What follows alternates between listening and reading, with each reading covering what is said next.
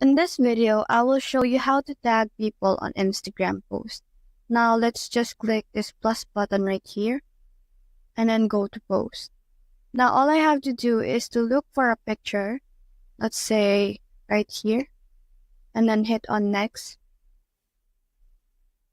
Now you can add filter to it on however you want it to be. Let's say I want it to be simple right here. So I just have to hit next.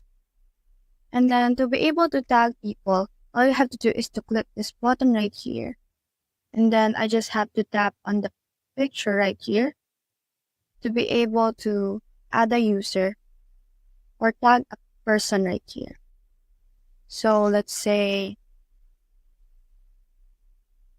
this one. I want to tap this person right here so I can also drag this tag person into the parts of the picture. Let's say right here, if they have the face in this picture, all I have to do is to make sure that their name is on their face or below their face.